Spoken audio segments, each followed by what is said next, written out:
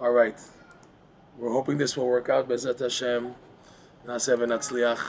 So we're continuing where we left off on the mathematics. We explained how Rav Nosson showed us amazingly how the numbering system shows that it's always connecting to the infinite one, and that when you reach number 10, it's like starting again at like a reboot to zero, which is like nothingness, and then starting again counting one.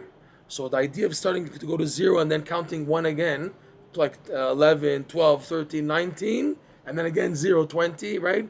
And like so on with 100 and 1,000, is showing how the numbers connect to a level which is beyond numbers, which pushes it to start to zero and start again. That's Rav Nosson's proof of the infinite light having a part in the mathematical science of the creation. That's one thing he says. Now, Rav Nosson wants to add a second point, which is very important to us. It's like, why do we need this going forward? 1, 2, 3, 4, 5, 6, 7, 8, 9, and then 10, which is really zero, and going back to zero to start again. That you explained to me, Rav Nosson, that it's the idea of zero being like the infinite one, the oneness of Hashem, and that's the idea of one. Okay, I got that part. But now he's going to explain, this is also the idea of going up and then going back. 7, 8, 9, 10, 0. And then again, 11, 12, 13, 19. And then instead of go continue up, 20, 0 again. So it's called Ratzo Vashov. Running and returning. Okay? So let's see how Rav Nosson explains it. Ki chen hadavar be'emet. Because this is how it is. In fact, Rav Nosson is amazing. He's showing a fact in the scientific facts of mathematics that you see there's something which is divine in how it works, the mathematics. Ki chen hadavar be'emet. שהמספר והמניין חוזר ונכלל תמיד באחדותו יתברך. That the numbering and the counting system goes back and becomes unified, becomes integrated, always in Hashem's unity, Hashem's oneness, which is like above, before the number one, like we saw in the Sefer Yetzirah. שזה עיקר תיקון כל העולמות, and that the numbers do that they go 7, 8, 9, and then 10, which is 0, 19, 20, 0, 99, 100, 0, 999,999, and then 1 million, 0. So this is the main rectification of all the creation. If this doesn't happen, Rav Nosson is making it sound that the creation will cease to exist. If there's no reuniting of Hashem's unity, his singularity, then there's no rectification of the world. There's no way for the world to exist and to be rectified with everything that has to be fixed in this world. This is the key for it. That it's always going back to Hashem's unity, which is 0, 1 again. Ki be'emet, like we said, shoresh hamispar nimshach me'achduto yitbarach al yidei bechinat tisha hechalin hanal. Because in truth, the root of the numbering system, like we said, is drawn from Hashem's unity through this concept of the 9 chambers. So he's saying the number 9, why number up to 9? Because it's paralleling the 9 chambers, which is that bridge between this world and the infinite light. It's what the Keter offers.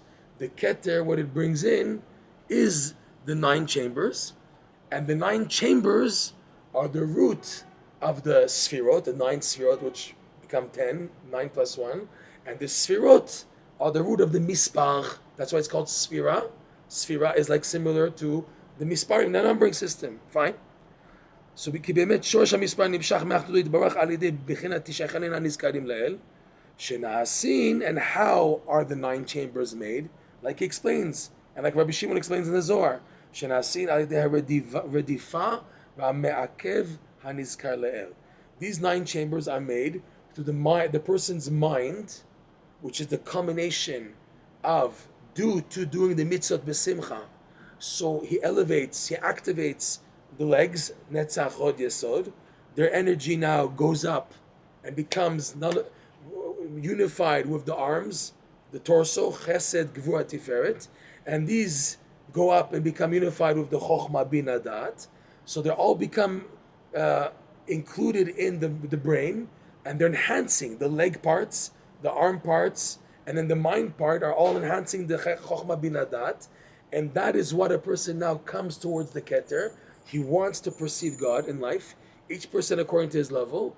So then when he has that redifa, he's running to pursue, the Keter does the me'akev. It stops. He says, hey, slow down, stop, red light, wall, boom. And the person goes back. And the going back causes these three, chokhmah bin adat, to become multiplied. 3 times 3 equals 9. And that allows for 9 chambers to happen.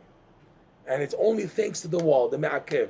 So it's the redifa plus the me'akev, the stopping of the Keter, this wall, that allows for the 9 chambers to come in. Amazing. Okay? Shehem bivchinat mateh v'la mateh.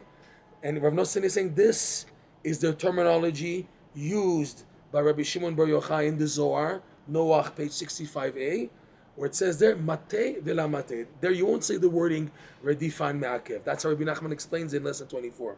The wording the Zohar, he calls it reaching and not reaching. Reaching is you're trying to pursue, you're trying to grasp, trying to understand. And la mateh is you're not reaching. It's touching but not touching. Rav Chaim Kramer, he gives a nice analogy of it. It's like you stretch your arm to touch something which is beyond you. Only once you stretch your arm can you touch it. But you can't stay like that forever. You have to extend your arm back to you. And when you do that, you're no longer touching that item. I can only touch it. I can't grasp it. I can only touch it with my fingertips. And I can't grab it and bring it to me. The only way accessing it is by touching it with my fingertips. But then, eventually I have to put my arm back towards where I am. And I'm no longer touching it. But I had some connection to it. That's mateh velo mateh. That's the terminology Rabbi Nachman you're using, that you're running to go forward. You're touching an existence, God's oneness, His infinite light, which is beyond you. And then you bring yourself back. And you're no longer touching it. You don't feel it anymore. And it's dafka, when you're not feeling it, is when you get all the goodies in life. This is one of probably the biggest messages of Breslov teachings, is that your success is specifically in the setbacks, in the downfall. You think, oh, I'm not going to make it, I'm not going to do this, and I'm just a low life and this. And you don't realize that it's in those backs that you're going through, those setbacks and falling backwards, that you are internalizing the biggest lights. It's so big that you have to be caught off guard. You have to be, when you're not in a conscious mode, then you receive it. It's crazy. You can't do it on your own because you have to run forward. You can't say, if that's the case, so I'll just sit back and do bad. That was the whole hashkafa of Shabtai Tzvi and Jacob Freck. I think we went into this once. That they said, since anyways, the main rectification is elevating holy sparks that are trapped in the evil, so why wait for Hashem to do the process? We'll go ahead on. Let us do immorality. Let us do baptism. Let us do all the sin, the biggest sins, all for the sake of elevating the holy sparks. No, because that's only me'akev. There's no redifa. The light is made specifically that you're running forward, even though you're not going to make it, but you're running forward until you hit the wall. The wall pushes you back. In this running, because he always reiterates it, it's mateh and lo mateh. It's redifa and me'akev. These two together allow you to accomplish the greatest accomplishments of life. And you think, whoa, in school, in university, in worldly perspective, you have accomplishment is advancing. That's advancement. And in Judaism, they say, no, you being pushed back, that's what you accomplish. Crazy. But that's how it works. That's unbelievable. And he's showing you that this is your secret to become a tzaddik, to become closer to Hashem. To make it is knowing how to accept all the setbacks. Rabbi Nachman says elsewhere that all the greatest tzaddikim, they only made it because they had tons of setbacks and they kept on getting up and starting again. If it wasn't for this, they can never become a tzaddik. Person can never make it in life without setbacks. It's a Gemara. Gemara says, why was Shaul HaMelech not chosen? How come King Shaul's kingship didn't last? Because he had no what's called dofi. He was so perfect. He was so perfect, Shaul HaMelech. Everything was like 100%. Like someone born holy and pure and everything. And King David, he's the one who had all the difficulties and problems in his lineage, etc. And he was gingy, and he had people making fun of him, and rumors on him, and all that stuff. and he became king, and his kingship is everlasting. It's everlasting. It's king by the Mashiach ben David, we say, right? Not ben Yosef, not ben Shaul HaMelech, because that's how it is. Something which is perfect can't exist in this world. There has to be setbacks. There has to be a past. Okay? Rabbi Nachman once said that even Mashiach's parents, they won't be so They won't be the biggest people. Mashiach's parents, they'll be simple. You would think, Mashiach, for sure, like some big Streimel, some big Rebbe, and his father's a Rebbe. He says, no. It'll be the person you least expected him to be, Mashiach. Him? He's Mashiach? No way. Yes way. Right? Unbelievable. Fine. Ratzo, you see, he's connecting all these terms. Redifa, running, and me'akev, being stopped, being prevented. And then he says, mate v'la mate, reaching and not reaching, touching and not touching. And then ratzo v'shov, and he says it twice, running and returning. That's a common term. Running, because you're running forward, and then you're going back. Shov, you have to go backwards. Ratzo v'shov, he says it twice.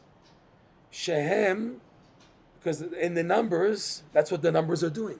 When they go back to 9 or 19 or 29, when they get to now 10, 20, 30, 100, it's like going back to 0. So it's ratzo, they're going up. 1, 2, 3, 4, 5, 6, 7, 8, 9, up. And then 10, 0. It's 10, but it's made up of 0. You have to start again. To continue past the number 10, you have to have in it a 0, which means starting again at a different level, but starting fresh. From your perspective, it's like 0, because the numbers is only up to 9. There's going to be a 9, a 19, a 29, a 99, a 199, okay? 1,999. But then after that, it's like a 0 number. Even though technically it's the next number, but in its makeup, they didn't designate a new number for it.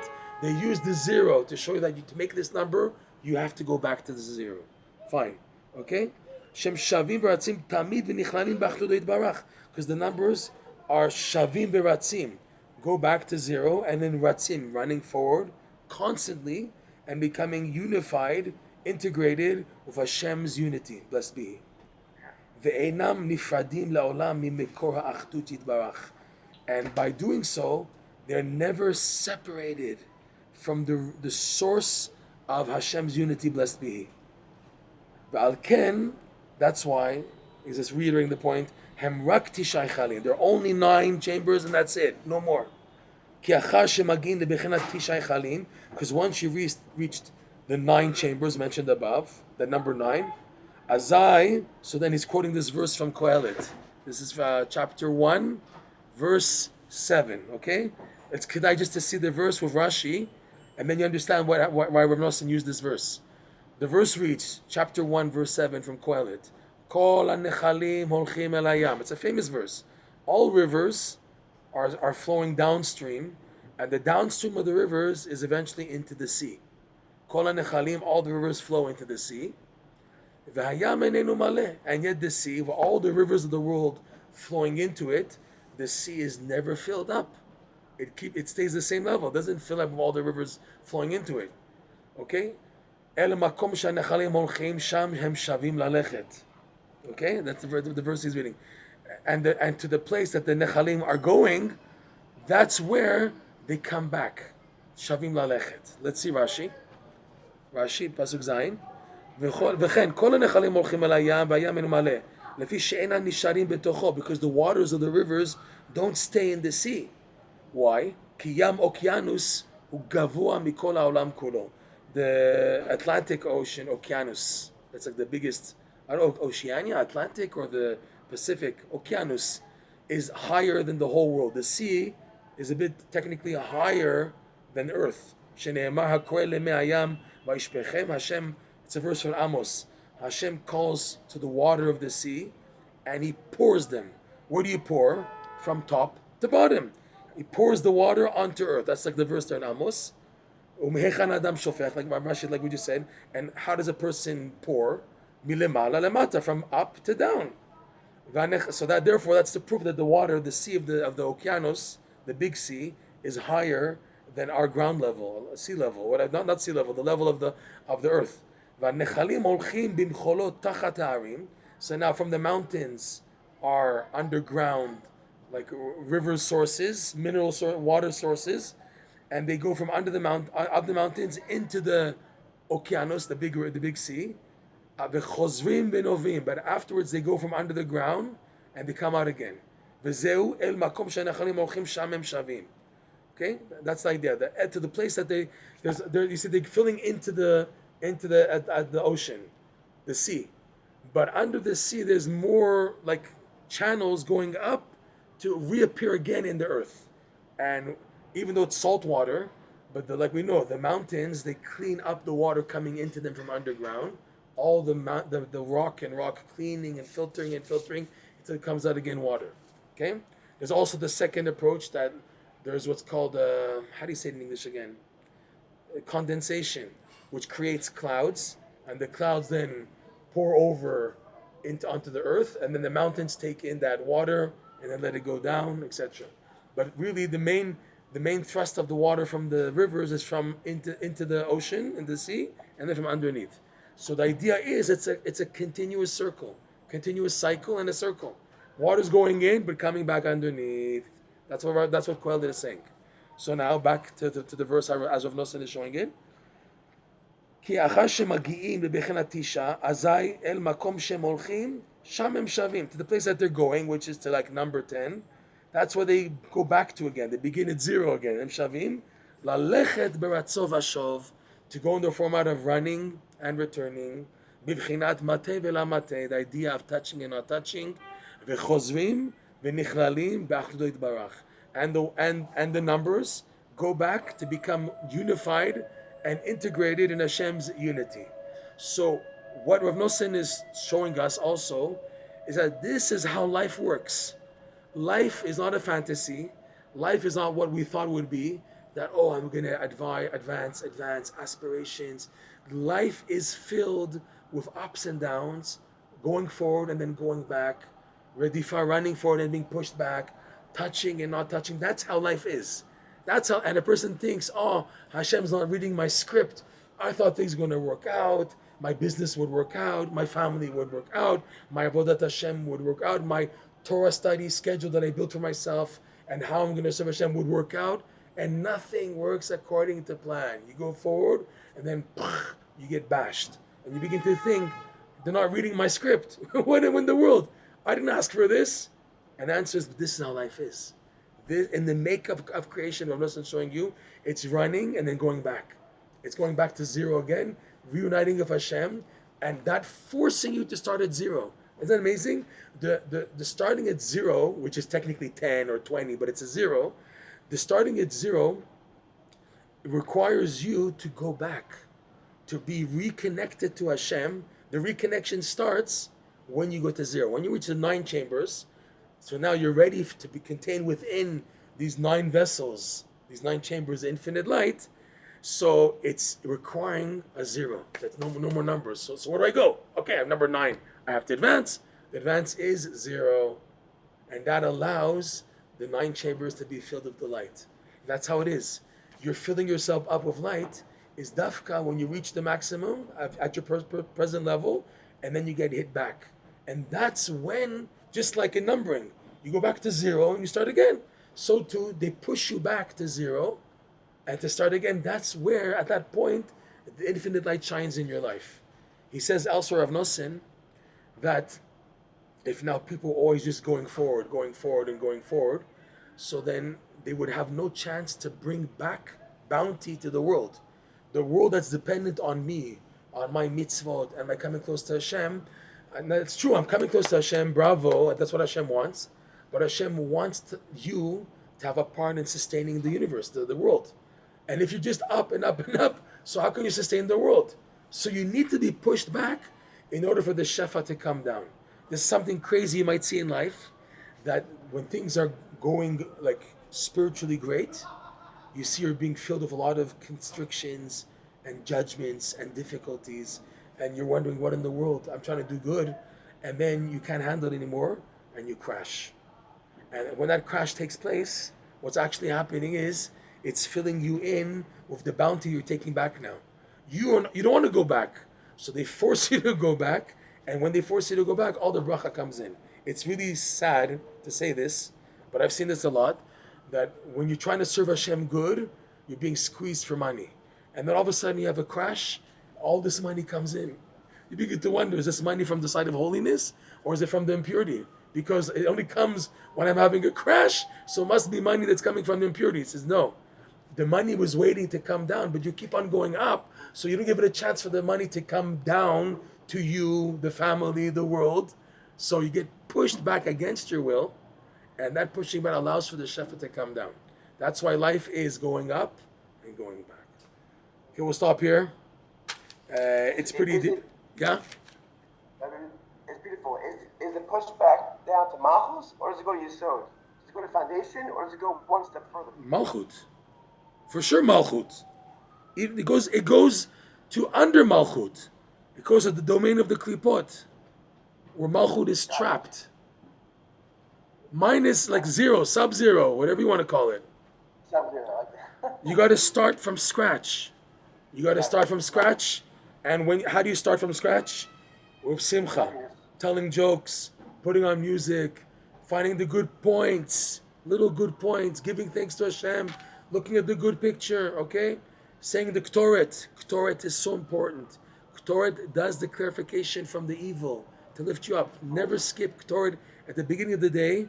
Shacharit, never skip Ketoret. At least minimum. Do the first psukim and the Tanu Rabbanan, but don't skip Ketoret to go straight into davening, Hodu and everything. And you miss the work to get out of the klipot. If not, you carry the klipot with you and you're never advancing. It's scary. All right? So Dancing with the klipot. Why dancing with the klipot? It sounds like a good song. Shem Rachim. Yeah. A wonderful shvuas. We'll speak at the shvuas again. Bezat Hashem, have a good cheesecake. And in the cheesecake, you should find all the sparks and all the 9 chambers and the 9 calories times 1,000, whatever. All right. Chazak Baruch, we then made it. Fine. All right. Be well. Be well.